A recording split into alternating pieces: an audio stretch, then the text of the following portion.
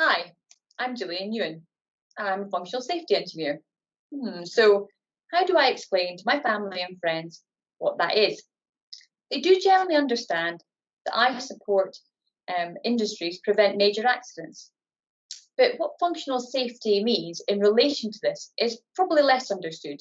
So, Mum, here goes. Let me try and explain. In an ideal world, we would eliminate all hazards. However, it's not always possible. There is an inherent risk associated with many industrial activities, and we mitigate these risks in a number of different ways. Sometimes the risks are then acceptable or tolerable. Sometimes additional safeguards are required to reduce the risks so that they are as low as reasonably practicable. More and more often, this safeguard is an instrumented system. So an example is a level sensor in a tank, such that a trip is initiated to stop the tank overfilling before it becomes unsafe. But just having an instrumented system controlling the hazard isn't sufficient. Analysis shows that the majority of major accidents were not caused by a failure of the hardware, but by defects that could have been prevented if a systematic approach to the risk had been used throughout the life of the system. So the functional safety lifecycle starts with correctly assessing and identifying the hazard, the consequence of the hazard, and what measures are in place to prevent the hazard. And where the risk is still too high, to close that gap, a safety system and its reliability is defined. In functional safety, the level of reliability of a safety instrumented system is classified as integrity levels.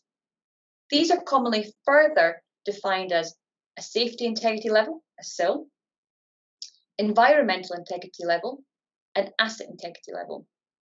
The higher the SIL, the more efficient that function will be at reducing the risk it mitigates.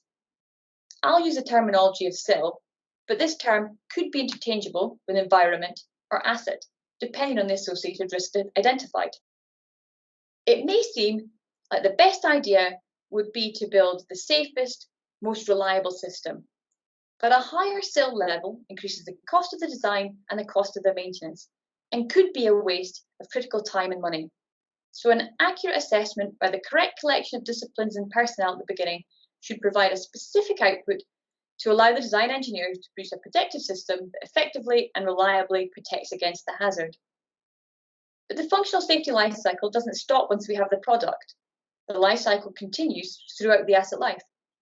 The output from design will be the requirements for the correct installation, validation, operation, and maintenance of the system. This will ensure it will work correctly, and it will continue to do so. The safety integrity of a well-designed system may be severely impaired by inadequate installation and operational processes and procedures. And this is reflective in the whole life cycle of functional safety.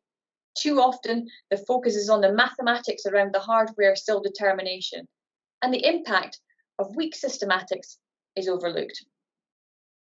So when assessing functional safety, this has to include the process, procedures, competence, verification and validation of the system. This should be underpinned by a management system which demonstrates effective planning, organisation, control, monitoring and review of a safety system lifecycle. But a robust management system is only effective where there's a strong safety culture within the organisation with clear senior management commitment. So, Mum, when I'm looking at functional safety and hopefully preventing major accidents, I'm considering the culture of the organisation, how they manage functional safety, and how they design and build and maintain the system. Imagine it's like a stool, 3 legs. If all 3 parts aren't effective, the whole system has the potential to fail. But maybe you do know a bit more about functional safety than my mum, and the last few minutes have maybe been nothing new to you. However, if there's still an aspect of functional safety that perplexes you, maybe drop me a wee comment below, and we can consider maybe doing another video on the topic to try and help. But in the meantime, thanks for listening.